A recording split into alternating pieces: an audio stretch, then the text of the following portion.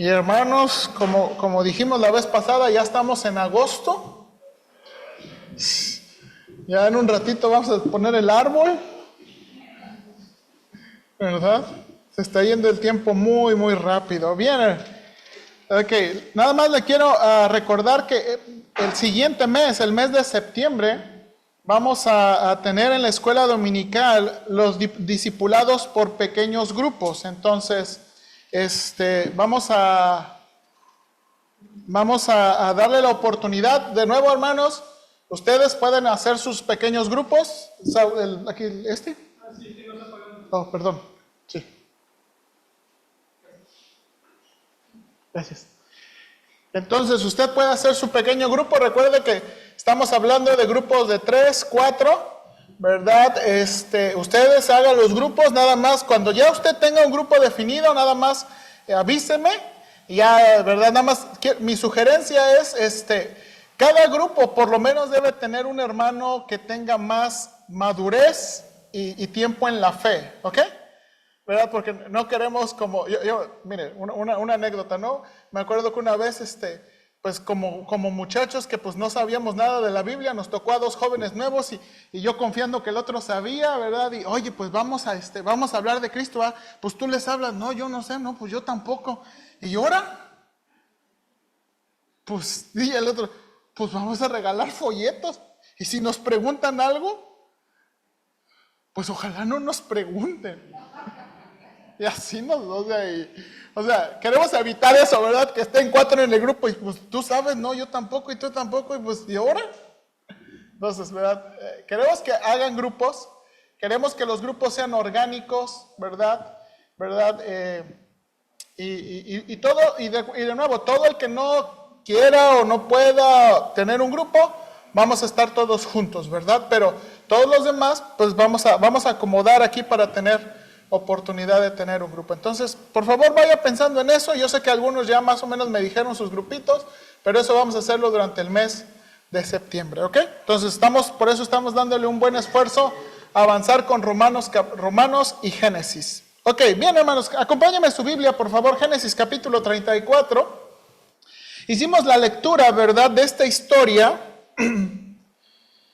Y hermanos, como dije hace un ratito en la lectura, esta no es una historia fácil de interpretar, pero quiero que pensemos juntos en esta historia. Hermanos, después de la vida de Abraham, la vida de Jacob es la que se describe con más capítulos y escenas en el libro de Génesis. Antes de terminar, hermanos, casi estamos a punto de cambiar en el siguiente personaje importante. En el capítulo 37 comienza con la vida de José. Recordemos que estas historias, hermanos, no solo están escritas para nuestra curiosidad.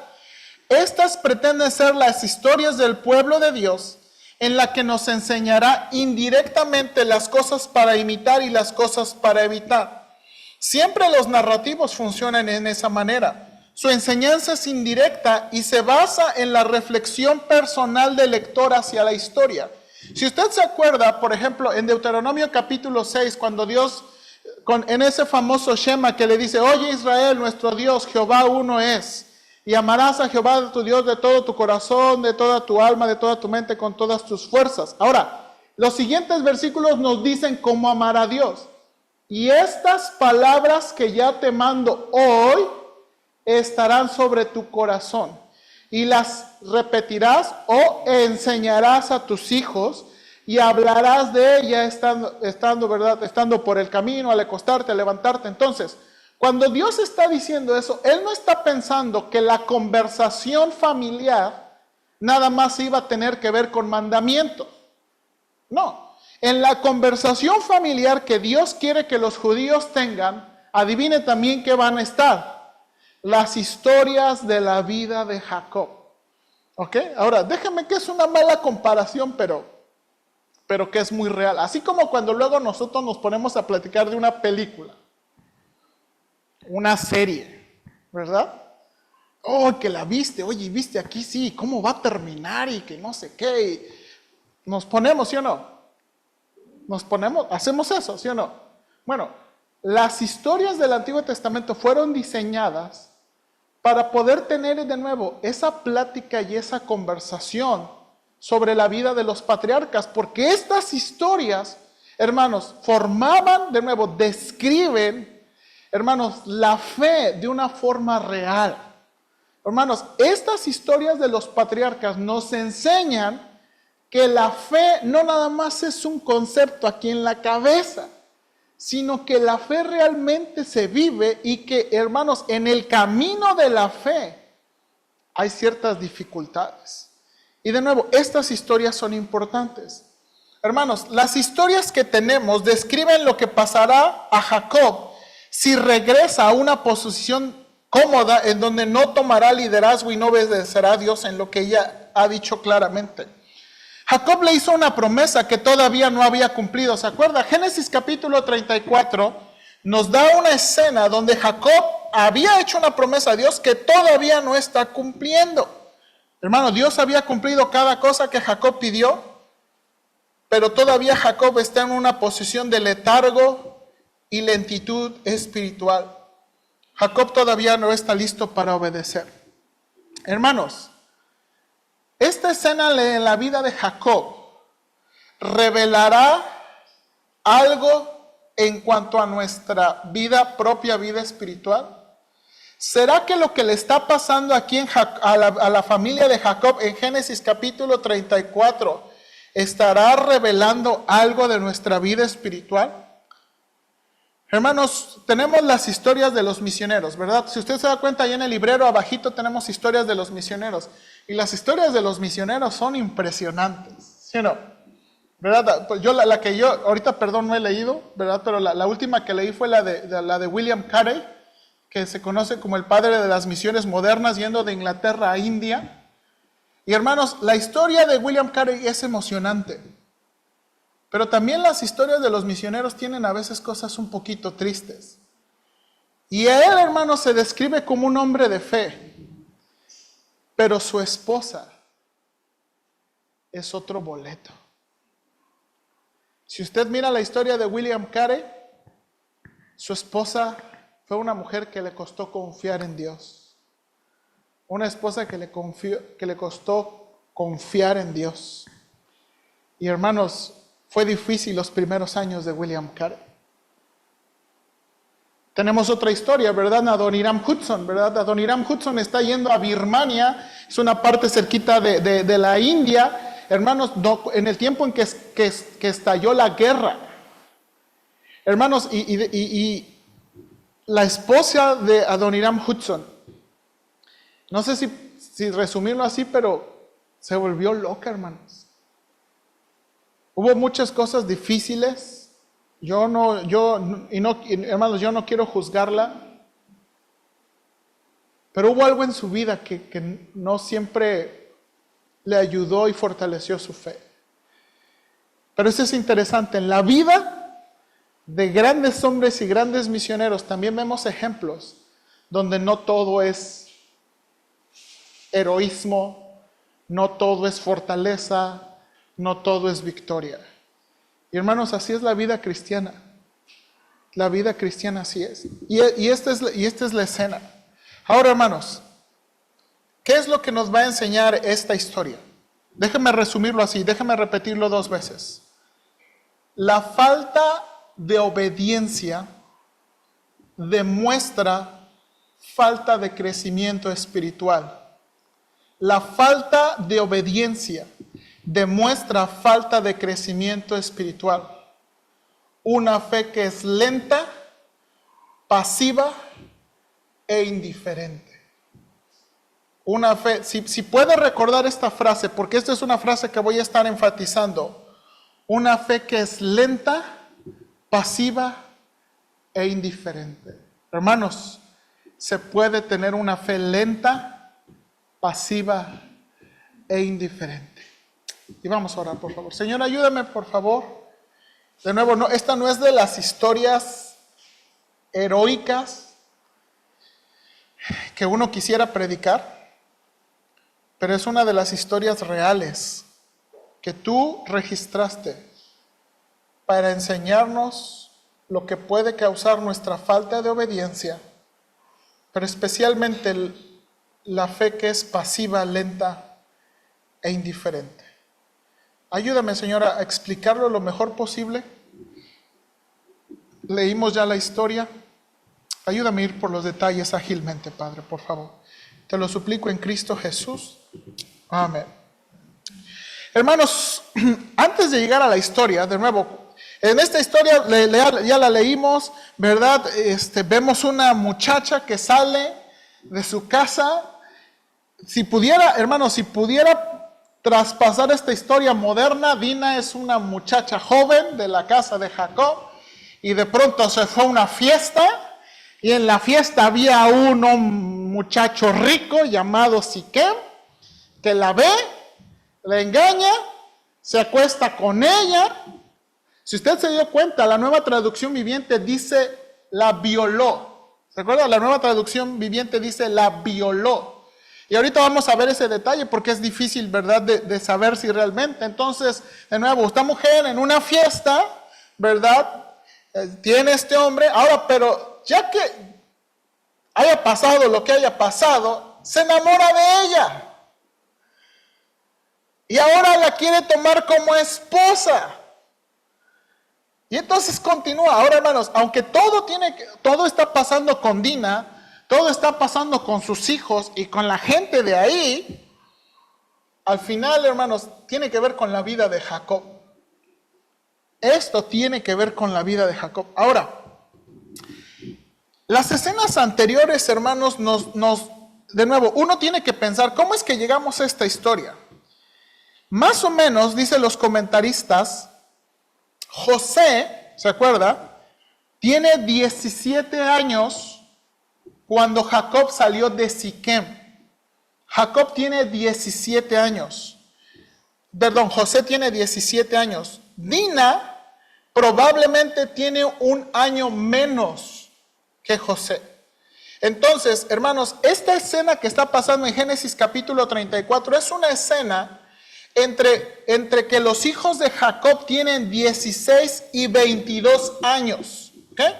Esta escena en el capítulo 34, los hijos de Jacob tienen entre 16 y 22 años. Y Dina, hermanos, aproximadamente tiene unos 15, 16 años. ¿Ok? Tiene 15 o 16 años. ¿Ok? Ahora, esto significa que ya Jacob tiene varios años en Siquem. ¿Se acuerda? Salió de con su suegro. ¿A dónde debería llegar? Debería haber llegado a Betel. Le prometió a Dios que iba a llegar a Betel, pero no llegó a Betel. Se quedó en Siquem.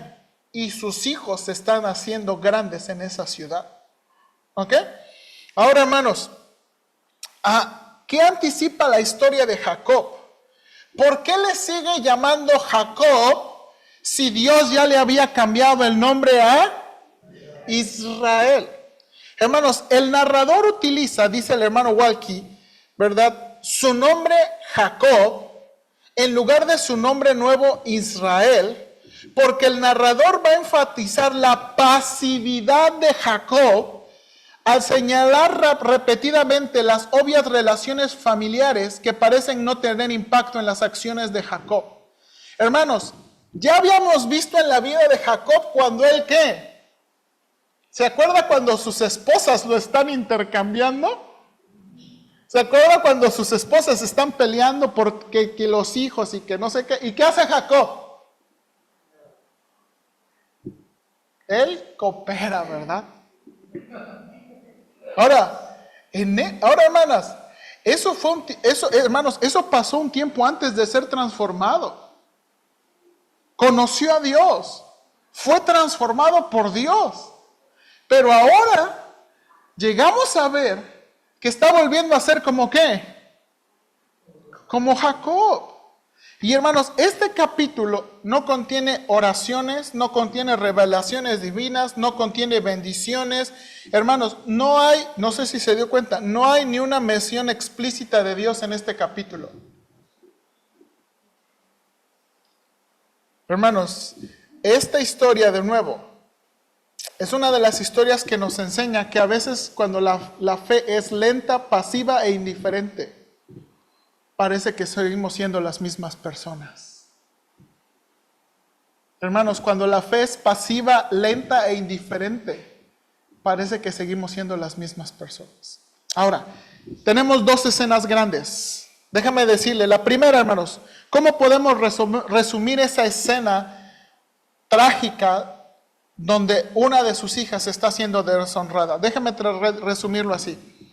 A la fe lenta, pasiva e indiferente, hermanos, se le olvida que el mundo es malo.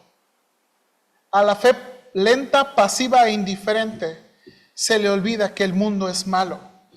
Hermanos, tenemos aquí en versículo, por favor, mire ahí, por favor, versículo 2, dice: y la vio Siquem, hijo de Amor Hebeo, príncipe de aquella tierra, y la tomó y se acostó con ella, y la deshonró. La deshonró. Hermanos, las palabras que utiliza, bueno, la Nueva Traducción Viviente traduce la palabra deshonró como la violó. Los comentaristas todavía, hermanos, luchan porque no existe en el hebreo una palabra técnica para la palabra violación. ¿Okay? No existe en el Antiguo Testamento una palabra técnica o que describa las relaciones sexuales forzadas. Entonces, hermanos, algunos piensan que no necesariamente fue una violación. Sí la engañó, sí probablemente la sedujo, pero no necesariamente fue una violación. En el Antiguo Testamento, más adelante, cuando Dios da la ley, ¿se acuerda? Déjame leerle dos instrucciones que Dios da. En Éxodo dice: si alguno engañare a una doncella que no fuere desposada, o sea, que no tuviera anillo de compromiso o algo así, y durmiere con ella, deberá dotarla y tomarla por mujer.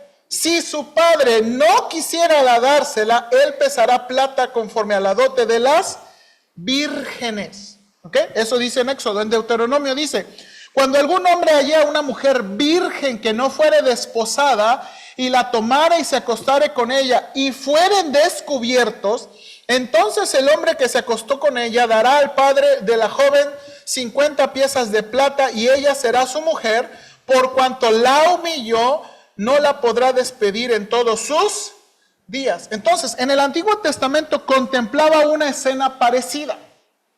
Ahora, en los versículos que acabo de citar, ¿verdad? Presenta una situación donde hay una mujer que sí está comprometida, donde un hombre quiere abusar de ella. Dice: si ella no pide auxilio, los vas a apedrear a los dos.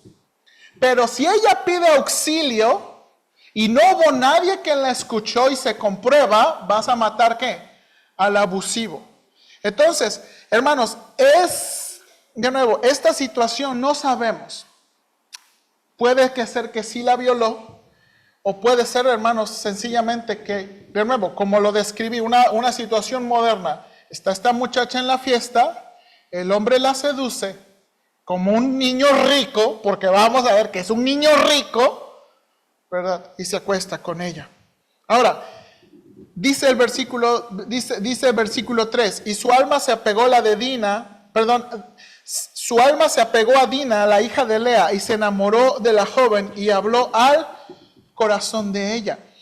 Esa idea de que habló a su corazón, hermanos, esta frase aparece 10 veces en el Antiguo Testamento, siempre en situaciones poco ideales, donde hay un sentimiento de culpa o arrepentimiento, o donde A intenta persuadir a B de sus sentimientos. Hermanos, lo que parece ser, ¿verdad? Y por otras palabras y otros verbos que va a usar el texto, es como que Siquem, ¿verdad? Ya que se acostó con ella, como que dijo, como que vio que ella era una muchacha, ¿verdad? Se enamora y entonces trata de seducirla, ¿verdad? Los versículos adelante, ahora Siquem pide a su papá que haga los tratos para que ella sea su esposa. En eso, versículo 4, vemos que Jacob se entera, hermanos, Jacob se entera de esa situación. Ahora, hermanos, si usted fuera el padre, ¿qué haría? Paréntesis, guárdeme un secreto. Si yo soy el padre, yo voy y lo mato. Sí, hermanos, yo tengo 2 niñas y ya lo pienso. ¿Sabe qué hizo Jacob? Es que sus hermanos están en el campo. Él no hizo nada y esperó a que los hermanos vinieran en el campo. De nuevo, hermanos, no hizo nada. Nada. Ahora, mire por favor, dice, ya después que, versículo 6, y se dirigió Hamor, padre de Siquem, a Jacob para hablar con él. Y los hijos de Jacob vinieron del campo cuando lo supieron. Y se entristecieron los varones y se enojaron mucho porque hizo vileza en Israel, acostándose con la hija de Jacob, lo que no debería haber hecho.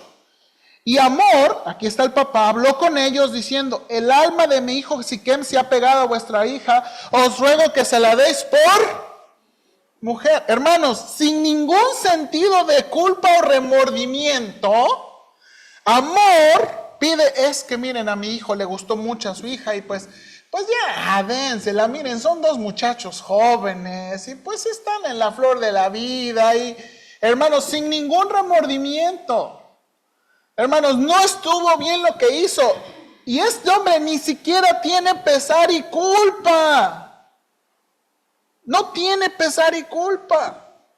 Y luego Hamor dice, miren, vamos a hacer esto. ¿Por qué? Pues miren, ya estamos en este asunto. ¿Por qué pues no emparentamos? Miren, les damos a sus hijas, dennos a sus hijas. Es más, miren, ya en esos negocios comerciales, pues acuérdense, Jacob vivía fuera de la ciudad, ellos son fuera de la ciudad, pues ya compartimos territorio y ya hacemos familia.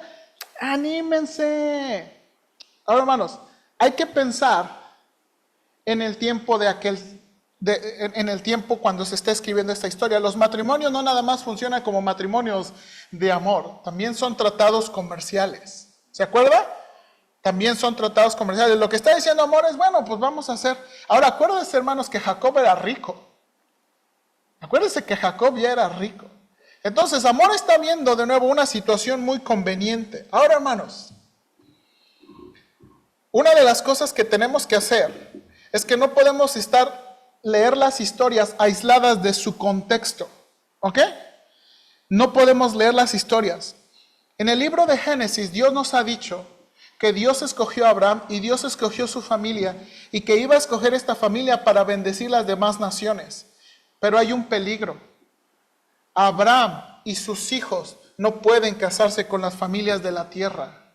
¿Por qué? Porque son morenitas, porque son blanquitas, porque son pobres. No. Hermanos, la Biblia en el libro de Génesis nos ha enseñado que la gente que vive en la ciudad es mala espiritualmente, es pagana, no cree en Dios y va a alejar al corazón de los hijos de Abraham de Dios mismo. Y hermanos, esto es lo que quiere hacer Siquem. Y esto es lo que vemos y estamos viendo que es muy peligroso, muy peligroso.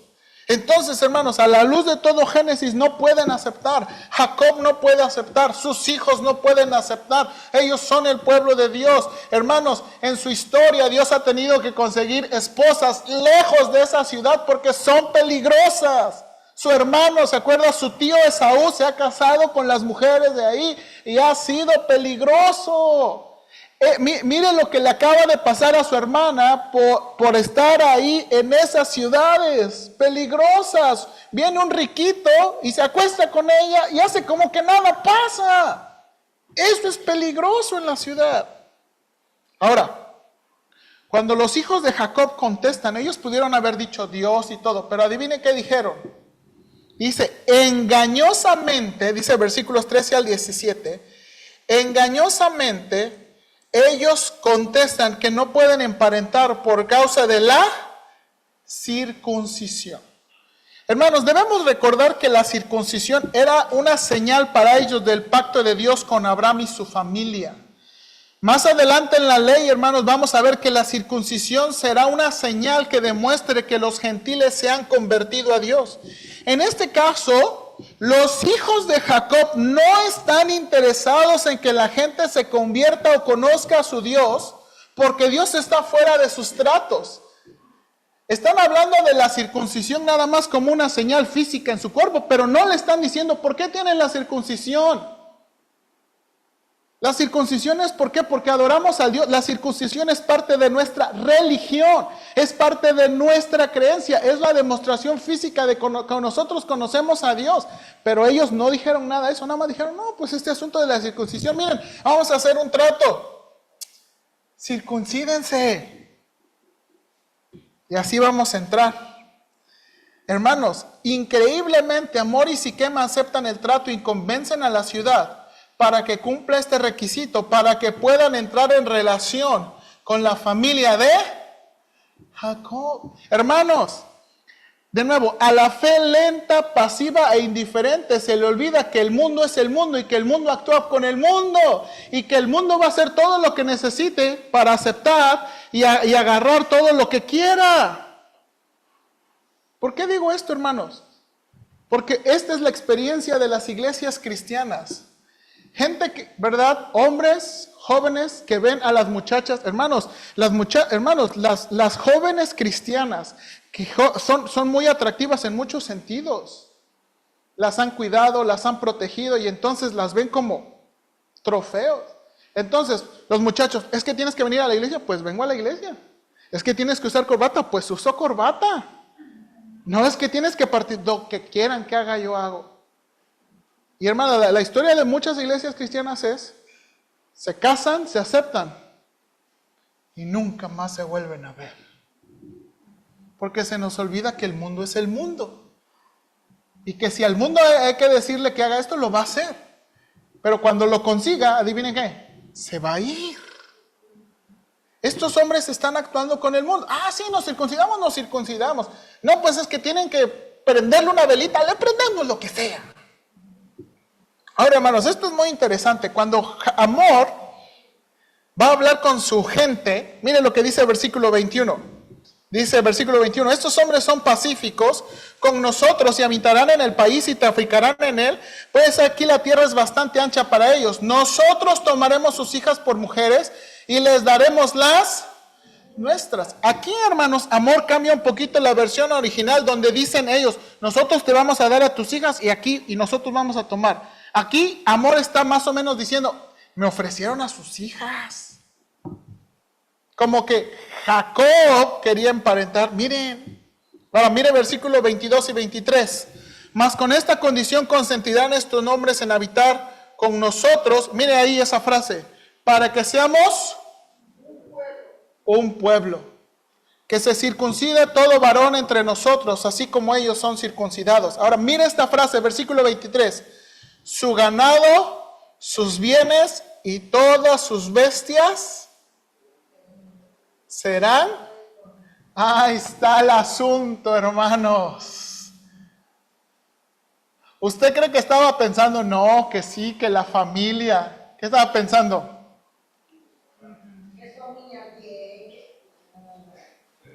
Aquí está el asunto, hermanos. De nuevo. Pero esto es lo que nos olvida. Hermanos, a la fe que es lenta, pasiva e indiferente, se le olvida que el mundo es el mundo y que el mundo actúa como ¿qué? Como el mundo. Hermanos, tenemos que entender que el mundo es malo.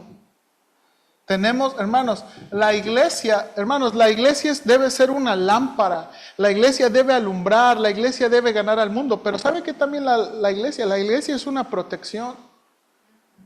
Hermanos, tratamos de proteger nuestras familias, tratamos de proteger nuestros hijos de un mundo que es malo. Pero hermanos, de nuevo, cuando nuestra fe es lenta, pasiva e indiferente, se nos olvida que el mundo es el mundo. ¿Sí o no? Se nos olvida que el mundo es el mundo. Ahora, mire por favor, ya después que aceptaron,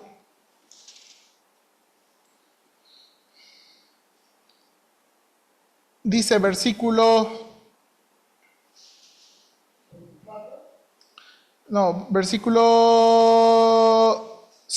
25. Mire, versículo 25.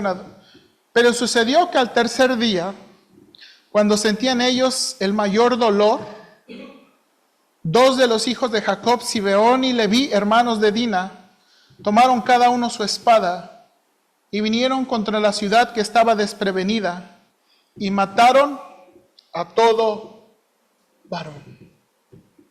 Hermanos, de aquí en adelante vamos a ver que los hijos de Jacob actúan como si no conocieran a Dios. Y hermanos, la fe lenta, pasiva e indiferente a veces actúa como si no conociera a Dios. Hermanos, a veces, de nuevo, la fe lenta, pasiva e indiferente actúa como si no conocieran a Dios. Ahora, aquí viene. No era lo que Dios quería, no era lo que Dios había planeado. Dios no juega ningún papel no le están preguntando. Hermanos, y aquí de nuevo, no podemos leer esta historia. Dios le prometió a Jacob, cuando le cambie el nombre, tu nombre será ¿qué? Israel. ¿Se acuerda? Y Israel significa Él luchará, Él vencerá. Hermanos, Dios ha prometido que Él es el que va a pelear por Jacob, que Él les va a ayudar, que Él los va a rescatar, pero no le han buscado. Hermanos, ahora, Dina es una víctima. Dina es una víctima. La familia de Jacob son genuinas víctimas, pero no han hecho lo que deberían hacer, que era buscar al Señor y actuar de la manera en que Dios les había dicho. De nuevo, estamos hablando en la historia, hermanos. No estamos hablando en términos modernos, ¿verdad? No era como que había una fiscalía y vamos a levantar cargos así. No. Estamos hablando de aquel tiempo en esta historia y lo que Dios nos ha revelado. Hermanos, los hijos de Jacob aprovechan el dolor de la operación para atacar la ciudad, matar a Mor y Siquem y recuperar a Dina. Dice el hermano Hamilton, el tercer día después de la circuncisión es el día que en el dolor de la operación sería más intenso. La fiebre que se desarrollaría como resultado de la operación solo haría que la condición del recién circuncidado fuera más intolerable. Dice el hermano Hamilton, tenemos que imaginarnos que esta operación, hermanos, no está siendo hecha bajo los cuidados modernos de la medicina. Dice el hermano Hamilton, es entendible que realmente los hombres no estarían listos para pelear. Ahora, hermanos, dice que los masacraron. Ahora, versículo 27 y 29. Y los hijos de Jacob vinieron a los muertos y saquearon. Entonces, al parecer, son dos los que matan la gente, pero vienen los otros y ¿qué hacen los otros? Saquean la ciudad. Hermanos, nuevamente vemos que no solamente fue un acto de venganza, sino también fue un acto ventajoso en donde aprovecharon para hacerse ricos. Saquearon sus bienes y, hermanos, no nada más saquearon sus bienes, también se llevaron las mujeres y los niños. Las mujeres y los niños. No nada más fue un acto de venganza, ellos también están siendo ventajosos. Hermanos, versículo 30 y 31, donde termina la historia. Al enterarse Jacob de los hechos, una sola cosa le preocupa. Los demás pueblos nos van a destruir. Los demás pueblos nos van, ¿qué? A matar. Y los hijos contestan, ¿para qué trata así mal a nuestra esposa? Digo, nuestra hermana. Y de nuevo, hermanos, a la fe lenta, pasiva e indiferente, actúa como el mundo. Sus hijos están actuando como ¿qué? Como que no conocen a Dios. Hermanos, ¿cuál es el punto de la historia? Hermanos, el punto de la historia será hijos que sufren por un mundo cruel o hijos de Dios que sufren por desobedientes e indiferentes hacia su buen Dios. Hermanos, déjenme leerle los siguientes versículos del capítulo 35 para ayudarnos a entender la historia. Mire lo que dice, inmediatamente después de esta historia, dijo Dios a Jacob, levántate y sube, ¿a dónde? A Betel. Y quédate allí y allí haz un altar a Dios que te apareció cuando huías de tu hermano Esaú. Dios le está diciendo, ¡hey! Tú tenías que llegar a Betel. No te tenías que haber quedado en Siquem. Todo esto que está pasando, te está pasando, ¿por qué? Por desobediente. Habías hecho un pacto, habíamos quedado en un asunto y no cumpliste. Versículo 2. Entonces Jacob dijo a su familia y a todos los que estaban: quiten los dioses ajenos que hay entre vosotros, limpiaos y mudad vuestros vestidos, y levantámonos y subamos a Betel, y allí altar que al Dios que me respondió en el día de mi angustia, y ha estado conmigo en el camino que he andado. Así dieron a Jacob todos los dioses ajenos que había de poder de ellos, y los zarcillos que estaban en sus orejas, y Jacob les escondió debajo de una encina que estaba junto a Siquem. Nota aquí versículo 5. Y salieron. Y el terror de Dios estuvo sobre las ciudades que habían en sus alrededores, y no persiguieron a los hijos. Ok, hermanos, ¿por qué los iban a perseguir? Habían masacrado una ciudad.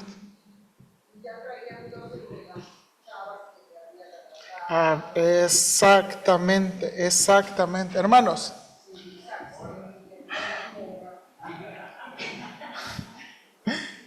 como estamos observando, hermanos, Jacob es un hombre transformado.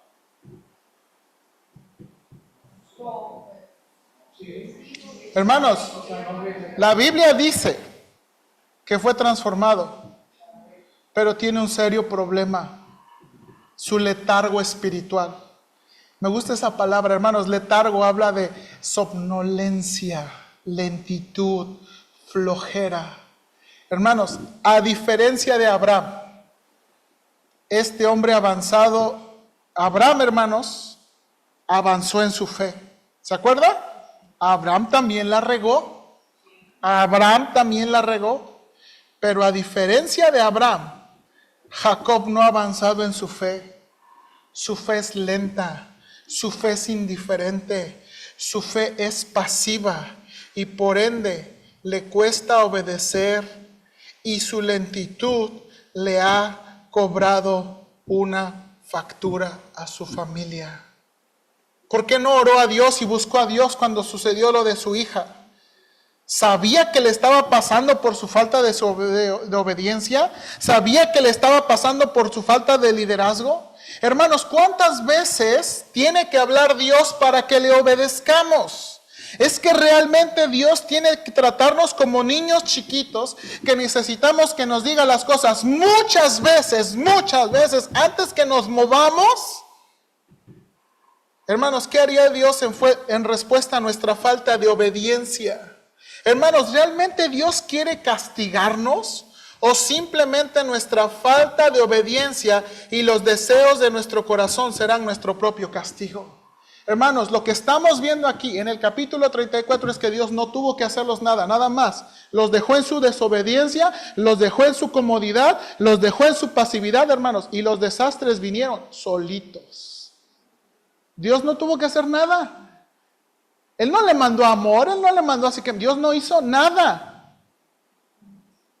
No lo hizo nada. Hermanos, esta historia nos muestra nuevamente el peligro de morar en la tierra y asociarse con los moradores de la tierra. No tiene que ver por su situación étnica. El problema es que no conocen a Dios, no les importa a Dios, no viven para Dios. Hermanos, aquí está. De todo corazón les digo y me digo a mí mismo: nuestra pasividad espiritual, nuestra indiferencia espiritual, nuestra, hermanos, lentitud espiritualmente simplemente nos va a dañar a nosotros y nuestras familias. Hermanos, al final los que vamos a ser dañados si obedecemos a Dios somos nosotros. Pero también les digo, hermanos, que los más beneficiados en caminar hacia una fe firme y una fe estable, los más beneficiados vamos a ser nosotros y nuestras familias. Hermanos, esto es lo importante de tener una relación verdadera con Dios. Hermanos, yo sé que ya lo baticé, a lo mejor ya hasta lo aburrí, pero es lo que voy a decir. Lo importante no es lo que hacemos 2 horas o 3 horas aquí los domingos. No estoy diciendo que no es importante, pero no es lo más importante. Es lo que usted y yo hacemos con la palabra de Dios fuera de este lugar.